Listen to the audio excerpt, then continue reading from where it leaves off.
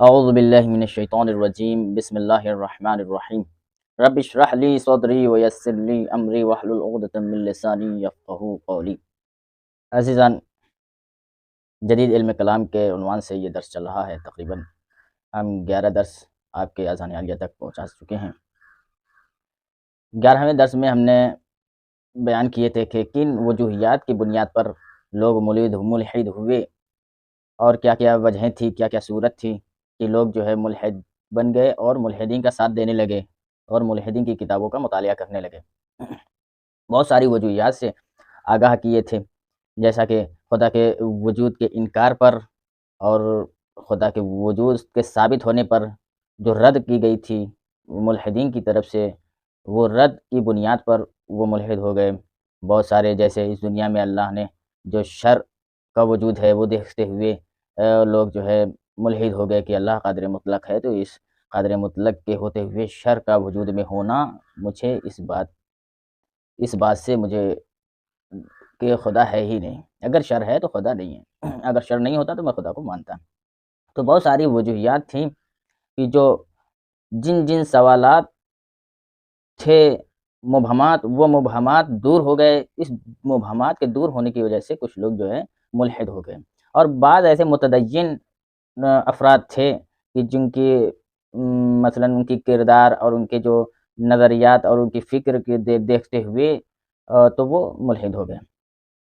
تو عزیزان، ہم نے بتایا تھا کہ جو ہے ملحدین کا سب سے بڑا بادشاہ کون تھا۔ جس طریقے سے ہمارے نبی صلی اللہ علیہ وآلہ وسلم ہمارے جو بادشاہ ہیں، ہماری کتاب قرآن مجید ہے، اسی طریقے سے ان کی ایک کتاب ہے، ایک بہت بڑے فلاسفر۔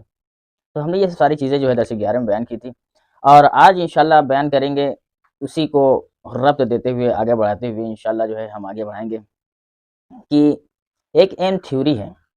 کیا ہے ایم تھیوری؟ اس کے اندر آپ مطالعہ کریں گے وہ کیا نظریہ رکھتے ہیں کہ جو بھی قوانین ہیں اس دنیا کے اندر، اور جو بھی ایک ذرے ہیں، جتنی بھی چیزیں ہیں، جو بھی انسان کے احکامات ہیں، جو بھی قوانین ہیں، ان قوانین کے ذریعے سے ہم تمام کے تمام قوانین کو، تمام چیزوں کو ہم تفسیر کرتے ہیں اور ان کی ضروریات پوری کرتے ہیں اور دور کرتے ہیں۔ تو اس بنیاد پر ہم جو ہے خدا کو نہیں مانتے ہیں۔ اور اس کے بعد مدد چاہتے ہیں، اس کے بعد جو ہے کہ جب یہ سب ساری چیزیں ہم کر ہی رہے ہیں تو اس میں ظاہر سی بات ہے خدا کی ضرورت نہیں ہے۔ اگر کمی ہوتی، مثلا پہلے زمانے میں کمی تھی، کیا کمی تھی؟ کہ لوازمات نہیں تھے، موبائل نہیں تھے، ٹیلی ویژن نہیں تھے، اور بہت ساری چیزیں جو ہے انسان کے لیے میسر نہیں تھی، تو وہ نسبت اللہ کو دیتے تھے۔ وہ نسبت اللہ کو دے کر کے پھر انہوں نے کہا کہ جب وہ نسبت اللہ کو دیتے تھے تو اس وقت تو ہم مان لیتے، لیکن ہم نے ان جو نسبت دیتے تھے جن باتوں کو لے کر کے، ان چیزوں کو، ان لوازمات کو ہم نے دور کیے۔ پھر جب دور کر دیے تو پھر خدا کی ضرورت ہی نہیں ہے۔ تو اس لیے یہ سب ساری چیزیں جو ہیں ایم تھیوری میں آپ پائیں گے۔ اور ایک چیز کہ آیا ایک قانون کے ذریعے ایک حادثے کی تفسیر کر دیں، اس کا مطلب یہ ہے کہ اس سے ہٹ کر کوئی اور علت کار فرما نہیں ہے۔ ایک قانون کے ذریعے سے ایک حادثے کی تفسیر کر دیں، اس سے ہٹ کر کوئی اور علت کار فرما نہیں۔ یہ تلازم کہاں سے نکالا؟ یہ سائنسی علوم پر اتفاق کیا اور فلسفے کو چھوڑ دیا، تو اس بنیاد پر جو فلسفہ چھوڑ دیا تو سائنسی علوم کے ذریعے سے انہوں نے تلازم کیا، اور ان کا ذہن نہیں مانتا ہے کہ مادی علت سے ہٹ کر کے جو بھی چیزیں ہیں وہ ضروری نہیں، اور ضروری نہیں کہ جو مادی کے اوپر یعنی ماورا اور یہ جو علتیں موجود ہیں یہی مادی علت ہوگی۔ یہ جو ماورا علت ہوگی اس کے توسط سے کائنات کی تفسیر ہوگی، یعنی جو بھی چیزیں ہیں یہ مادی علت ہے، اور جو بھی چیزیں ماورا چیزیں ہیں ان کے ذریعے سے ہم اس دنیا کی تفسیر کریں گے۔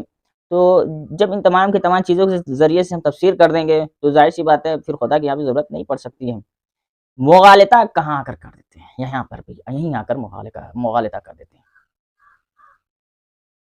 اور پھر اسی کی بنیاد پر کہتے ہیں کہ خدا کہ تدابیر کی ضرورت نہیں ہے، کہ اس دنیا میں، اس کائنات میں جتنے مخلوقات ہیں، اس کائنات کے مثلا انسان کے جو لوازمات ہیں، انسان کی جو ضروریات ہیں، نفسیاتی، عقل، ذہن کے جو بھی لوازمات ہیں انسان کے، اس میں خداوند عالم تدابیر نہیں کرتا ہے، تفسیر نہیں کرتا ہے۔ تو یہ ایک وجہ بنی، یہ جو انہوں نے مغالطہ کیا کہ ہم ہی ہیں کہ جو مادی علت کے ذریعے سے، ماوراء علت کے ذریعے سے ہم کائنات کی تفسیر کرتے ہیں، تو اس لیے یہ علت بنی کہ خدا کے جو تدابیری حیثیتیں نہیں مانتے ہیں، ٹھیک ہے۔ پھر آ کر کے ایک سوال بنتا ہے کہ اس فزکس کی ترقی کے بعد آیا کائنات کے اوپر خدا کا اثر کوئی ہے یا نہیں ہے؟ تو جواب کیا دیتے ہیں کہ اگر خدا ہو تو اس کی حیثیت اتنی ہی ہے جتنی ایک گھڑی ساز کی ہے۔ اگر خدا موجود ہے تو عزیزان دیکھیے، جس طریقے سے گھڑی کو انسان نے بنایا تو اتنی ہی اہمیت ہے خدا کی بھی، اگر اس دنیا کو اس نے بنایا تو کس طریقے سے انہوں نے یہ مغالطہ کیا عزیزان؟ اللہ لعنت کرے ان لوگوں کو۔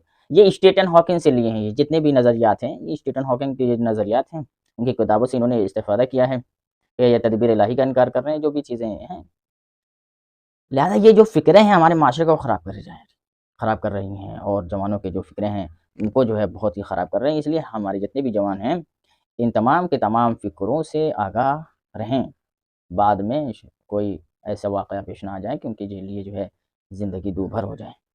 بعض اور اسباب جو سامنے آئے ہیں وہ یہ کہ بعض انہوں نے متدین کی حالت میں دیکھتے ہوئے، یعنی بعض ایسے متدین ہیں، دیندار ہیں، ان کی حالت دیکھتے ہوئے خدا انکار کر دیا، یا خدا کی تدبیر کا انکار کرنا شروع کر دیا، ان کی متدین حالت جو تھی۔ اصل کہتے ہیں کہ اصل ارتباط خدا اور مخلوق کا ارتباط ہے ہی نہیں۔ وجہ کیا دیتے ہیں کہ اگر آپ بشریت کی حالت دیکھیں، یہ بشریت، یہ انسان، یہ مخلوقات اتنے بحرانوں کے اندر مبتلا ہے، اتنے مشکلات کا دوچار ہے کہ وہ دعا بھی کر رہی ہے لیکن دعا قبول نہیں ہو رہی۔ خوب دعا کسی بھی صورت میں قبول نہیں ہو رہی، لیکن ان کی دعا کے نتیجے میں یہ ہے کہ خدا اور بشر میں کوئی رابطہ موجود نہیں ہے۔ کیا دعا کے نتیجے میں یہ اخذ کرتے ہیں، نتیجہ نکالتے ہیں کہ جس طریقے سے دعا بندہ کرتا ہے اور اس کی دعا قبول نہیں ہوتی ہے، اس بنیاد پر وہ یہ نتیجہ نکالتے ہیں کہ خدا اور بندے کا کوئی ربط نہیں ہے، ٹھیک۔ ڈاکنگ نے دا گاڈ لیجن کے نام سے جو کتاب ہے، اس میں جو ہے دعا کے مسئلے پہ اٹھایا یہ ہے کہ اس مدعے کو دعا کے مفہوم کو کھولنے کی ضرورت ہے۔ اس نے یہ بولا دعا کے مفہوم کھولنے کی ضرورت ہے، آیا یہ بشریت کی یہ حالت ہے، اگر آیا یہ بشریت کی جو ہے اپنے خود ساختہ حالت ہے یا خدا کی وجہ سے یہ حالت ہے؟ یہ جو بعض مشکلات انسان دوچار ہو گئے ہیں یہ کن وجہ سے؟ اللہ کی وجہ سے یا خود ساختہ کی وجہ سے؟ اسی وجہ سے یہ جو خدا کا انکار کر دیتے ہیں۔ انشاءاللہ اس کی بہت ساری تفصیل سے بحث آئے گی انشاءاللہ۔ یہ غلط فہمی ہے جو پھیلائی جا رہی ہے کہ ایک دلیل دیتے ہیں، مثلا جو دین جو ہے جہاں بھی ہے آپ دیکھ لیں، جہاں پہ بھی دین پھیلا ہوا ہے آج پوری دنیا میں، یہ عقب ماندگی کا سبب ہے۔ کیا عقب ماندگی کا سبب ہے؟ ترقی سے روکتا ہے یہ دین جو ہے ترقی سے روکتا ہے۔ یہ جو بشریت کے اندر دین داخل ہو گیا ہے اور جو انسان ترقی نہیں کر پایا ہے وہ دین کی عقب ماندگی کی وجہ سے، ٹھیک۔ آیا دین عقب ماندگی کا سبب ہے؟ یہ بھی تو سوال ہو گیا۔ یا جو دینداروں کے اندر عقب ماندگی تھی یا اس کی وجہ سے؟ بہت سارے ایسے ہیں جو انسان ہیں، ہم ہیں، مثلا ہم جو ہے ڈاکٹر نے منع کیا کہ بھیا چاول کھائیں گے تو آپ کے پیٹ میں درد ہوگی، تو اگر میں خوب چاول کھاؤں تو درد کہاں ہو رہی ہے؟ تو درد ہوگی، ڈاکٹر نے منع کیا، ایسی بات ہے۔ چاول کھاؤں گا تو پیٹ میں اور سوجن بڑھے گی، درد ہوں گی، گیس ہوں گے، ایسڈ پیدا ہوں گے، تو مشکلات تو میں خود پیدا کر رہا ہوں یہاں پہ، خود تو مشکلات پیدا کر رہا ہوں۔ بخار بہت زیادہ ہے شدید کا، ڈاکٹر کہہ رہے ہیں شربت نہیں پینا، لیکن ہم شربت پی رہے ہیں۔ اس شربت کی بنیاد پر ہمیں مرض لاحق ہوا ہے، یا کچھ کوتاہیوں کی وجہ سے جو بھی بیماریاں آتی ہیں وہ ہماری وجہ سے آتی ہیں۔ بہت سگریٹ پی رہے ہیں، ڈاکٹر نے تو کہا کہ سگریٹ پینے سے کینسر ہوتا ہے، لیکن آپ سگریٹ چھوڑیں گے نہیں، اور سگریٹ چھوڑیں گے نہیں تو کینسر ہوگا، اور پھر جب کینسر ہوگا تو کہو بھیا یہ خدا کی دی ہوئی عطا ہے۔ عزیزان یہ خدا کی دی ہوئی عطا نہیں ہے، خود ہم نے اختراع کی ہے۔ تو ہم عقب ماندگی کا شکار ہیں، جو بھی دین عقب ماندگی کا شکار نہیں ہے عزیزان۔ پھر اس کے بعد کیا ہوتا ہے کہ کلام جدید میں اس کے اوپر جو بحث ہوتی ہے کہ انسان کا ربط اور خدا کا ربط، اور دین کا انسان سے ربط اور خدا کا ربط، یہ تمام کے تمام جو دین کا ربط ہیں خدا سے اور انسان سے، یہ کہتے ہیں کہ خدا سے ربط کوئی نہیں ہے، جو ربط ہے وہ صرف انسان سے ربط ہے، یعنی انسان کی جو ضروریات تھیں، جب کوئی مشکل تھی تو انہوں نے یہ قوانین بنائے اور خود گڑھ لیے، اور پھر یہ جو شواہد اور گواہی اور دلائل ڈھونڈتے ہیں، پھر اس کی بنیاد پر یہ کہتے ہیں کہ خدا اور بندے کا کوئی ارتباط نہیں ہے، اور جب کوئی بندے کا ارتباط ہی نہیں ہے خدا اور دین کا بھی خدا سے کوئی ارتباط نہیں ہے، تو نتیجہ کیا نکلتا ہے کہ خدا اور بندے میں کوئی ربط نہیں ہے۔ جب دین ہی کا اللہ سے ربط نہیں ہے تو نتیجہ تو یہی نکلا کہ جب دین کا کوئی ربط نہیں اللہ سے، یعنی خود دین جو ہے انسان کی گڑھی ہوئی چیز ہے، تو پھر یہ دونوں چیزیں جدا ہو جاتی ہیں، صرف اور صرف انسان جو ہے اس کا مالک ہے، اور خود اس کے جو بھی لوازمات ہیں صرف انسان۔ اور ایک نظریہ جو کہ فرائڈ، یہ جو اس کا نظریہ فرائڈ کا جو وہ کہتا ہے کہ پہلے جو تھا فلسفے کا زمانہ تھا اور بہت ساری چیزوں کا زمانہ تھا اور کم ظرفی کا زمانہ تھا اور کم علمی کا زمانہ تھا، تو اس وجہ سے کیا ہے کہ اس بنیاد پر یہ کہ جو دین ہے پہلے خدا سے ربط تھا، لیکن اب اتنی ٹیکنالوجی کے زمانے میں، فیسلٹی کے زمانے میں ہم نے تمام کے تمام جو لوازمات تھیں ان لوازمات کو دور کر دیے، اور خود ہم جو ہے سائنس کے ذریعے سے، فزکس کے ذریعے سے ہم سارے کے ساری تصویریں کر رہے ہیں، تدابیریں ہم خود کر رہے ہیں۔ اور خوب آپ نے یہاں تک سمجھ لیا ہوگا، اور یہاں پر اگر ہم ثابت کریں گے، اب یہاں پہ ہم ثابت بھی کریں گے کہ دین سب کے سب بشر کی اختراع نہیں۔ اگر آپ کو بعض دین بشر کی اختراع لگتے ہیں تو اس کا لازمہ یہ نہیں بنتا کہ آپ آ کر یہ قاعدہ کلیہ لگا دیں کہ سب کے سب دین انسان کے اختراع ہیں۔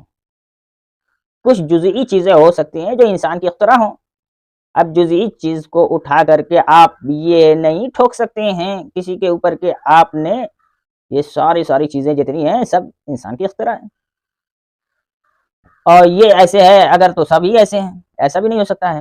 یہ سب سے بڑا مغالطہ ہے عزیزان، جزئی کو لے کر کے انہوں نے قاعدہ کلیہ لگایا ہے، اور یہ قاعدہ کلیہ ان کا سب سے بڑا مغالطہ ہے، اور یہی انہی باتوں کی طرف ہماری توجہ ہونی چاہیے اور ہمیں غور و فکر کرنی چاہیے۔ انشاءاللہ خداوند عالم سے دعا ہے کہ ہم اسی طریقے سے ہم آپ کو آپ کے اذہان عالیہ تک پہنچاتے رہیں اور آگاہ کرتے رہیں ان ملحدین کے جو بھی فکرات ہیں، نظریات ہیں۔ انشاءاللہ خداوند عالم سے دعا ہے کہ آپ کو ترقی دے، سلامت رہیں۔